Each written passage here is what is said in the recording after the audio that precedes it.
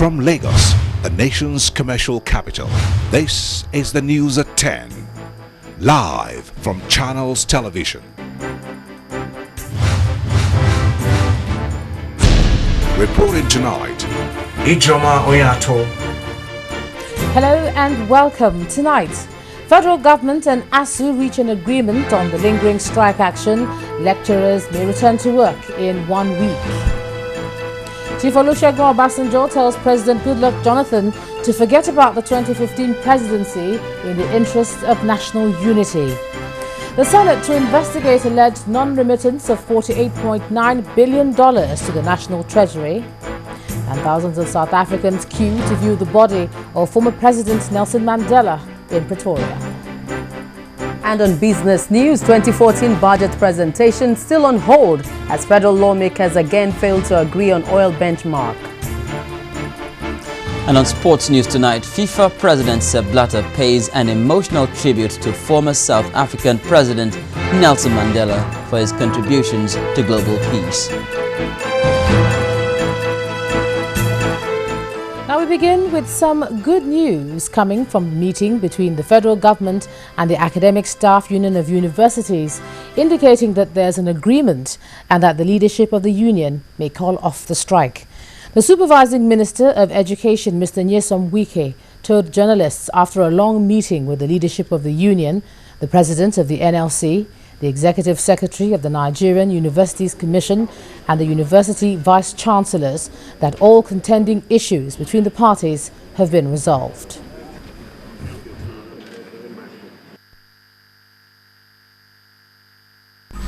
Today, I'm very pleased to announce that all contending issues between ASU and the federal government have been resolved to the satisfaction of the parties. Let me emphasize that we recognize and appreciate ASU's patriotic role and commitment towards ensuring that our universities are well funded, resourced, and run like their counterparts in other parts of the world. Thus, we are all partners in progress, and there is no victor, no vanquish. Let me reiterate that the federal government is serious about revitalizing all our universities and will continue to fund them as a matter of priority. Now, former President Olusegun Obasanjo has told President Goodluck Jonathan to forget about recontesting for the presidency in 2015 in the interest of Nigeria. In a personal letter to the president, which is now in the public domain, the former president accused President Jonathan of failing to deliver on his promises to Nigerians and tackling corruption. He added that President Jonathan is being misled by his close associates to pursue personal, political and ethnic interests to the detriment of national unity.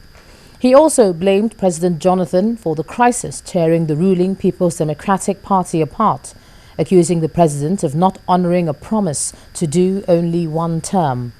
In the letter, the former president stated, quote, "As a leader, two things you must cherish and hold dear among others are trust and honor, both of which are important ingredients of character." End of quote. While the presidency has frowned on the comments contained in what was meant to be a private letter to the president, describing it as unbecoming of a man who's been president of the country in the past, the special advisor to the president on media and publicity, Dr. Reuben Abati, said the presidency has noted the publication on several websites today of a letter recently written by Chief Olusegun Obasanjo to President Goodluck Jonathan. He said, quote, "The presidency acknowledges that it has indeed received the letter from Chief Obasanjo. We, however, find it highly unbecoming, mischievous and provocative that a letter written by a former head of state and respected elder statesman to President Jonathan has been deliberately leaked to the mass media in a deplorable effort to impugn the integrity of the president and denigrate his commitment to giving Nigeria the best possible leadership. While many patriotic, objective and well-meaning Nigerians have already condemned the leaked letter as self-serving, hypocritical, malicious, indecent and very disrespectful of the highest office in the land, President Jonathan has directed that none of his aides or any government official should join issues with Chief Obasanjo over it. The president himself will, at the appropriate time, offer a full personal response to the most baseless and unjustifiable charges leveled against him and his administration by the former head of state. End of quote. In the meantime, the People's Democratic Party doesn't seem to be taking the statements from the former president lying low. The national chairman of the PDP, Bamanga Tokoro, in a statement released by his media advisor, Mr. Oliver Okpara, for such a statement to come from Chief Obasanjo, a former president, is most unexpected and unfortunate. Mr. Tokoro therefore advised Chief Obasanjo to tread with caution over his personal attacks against his fellow elder statesmen and patriots holding exalted positions in this country. Well, away now from that issue, the Senate is to investigate an allegation by the Central Bank Governor, Mr. Lamido Sanusi, that the Nigeria National Petroleum Corporation, that's the NNPC, failed to remit $48.9 billion oil proceeds to the Federation account. The Senate took the decision following a motion by Senator Olubunmi Adetunbi, who asked the lawmakers to probe the allegation by the CBN governor. The Senate President directed the Committee on Finance to investigate the allegation and report back in 7 days. I so move, Mr. President. In what appears to be a case of 1 week, one trouble, there has been media reports of an allegation by the central bank governor that the state oil company failed to remit $48.9 billion oil proceeds to the Federation account. This allegation drew the attention of lawmakers. As a parliament, this is a very grave issue that the parliament owes a duty of responsibility to the public to ensure that we get to the bottom of this issue. Senator Adetunbi said the Committee on Public Accounts, of which he is a member, wrote to the CBN to seek further clarification. I'm glad to inform you that the Central Bank has also written to the Public Accounts confirming this matter, and we have the table of analysis of remittances that ought to come into the Federation account. Senate President David Mark then directed the Committee on Finance to probe the allegation and report back in 7 days, but a lawmaker was not pleased with this decision. I will say on national television that I consider David Mark a great man. But I will also say that for the first time, he has made what I consider a big mistake. And I will plead with him to please reverse himself, to allow this matter to be referred to the next legislative day so that we can debate it. Assuming for a moment, but not conceding that I've made a mistake. So you cannot come by just mere privilege and say reverse yourself. As at today, we do not have the details. The committee can go and look at it, and if they come back, there will be extensive and detailed discussions on it. The matter, however, assumed a political dimension when senators from the All Progressives Congress, APC, called a press conference where they asked President Jonathan to take prompt action on the allegations. Who actually authorized the lodging of this money? Yes, where? If at all the money is not missing. Senator Akume also said he was saddened that the presidency has not implemented the recommendations of previous probes by the National Assembly, such as the fuel subsidy probe and the pension scam probe. He asked the presidency to ensure that this issue is not swept under the carpet. Linda Akibe, Channels Television News. Well, we can now bring you a bit more information on that letter written by Chief Olusegun Obasanjo to President Goodluck Jonathan, where he had asked him to forget about recontesting in 2015. Be described as drama unfolding at the highest levels of government. The tone of the former president's letter to the incumbent is blunt and spares no punches.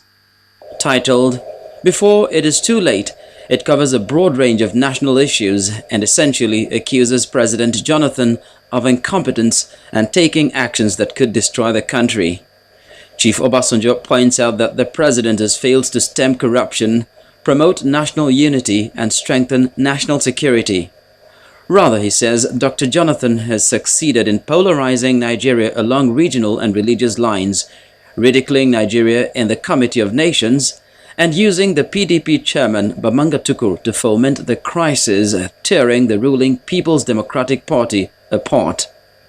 He says, it would be unfair to continue to level full blame on the chairman for all that goes wrong with the party.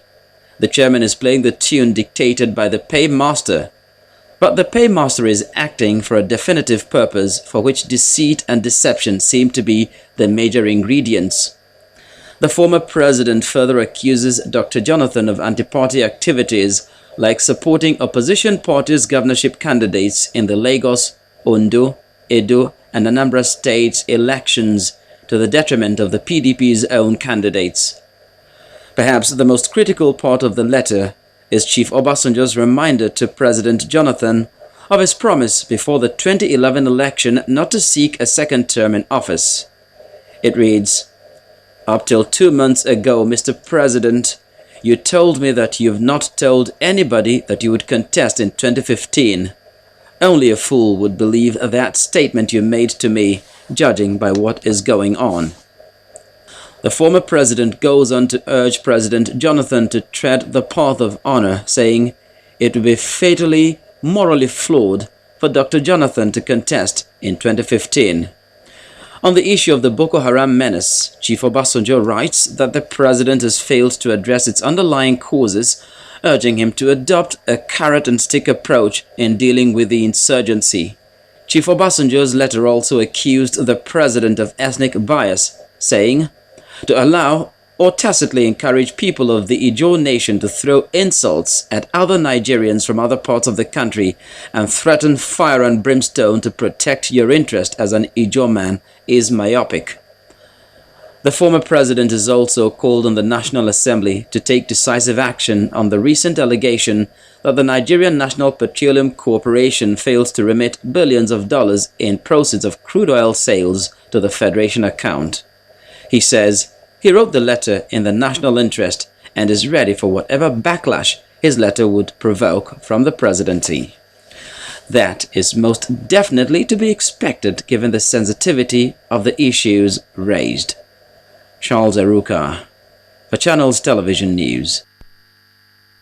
In part 2, after the break, more on the letter written by Chief Obasanjo to the president and, of course, the government-ASUU negotiations. I'll be joined in the studios by a legal practitioner, Mr. G.T. Ogunye. He joins us again.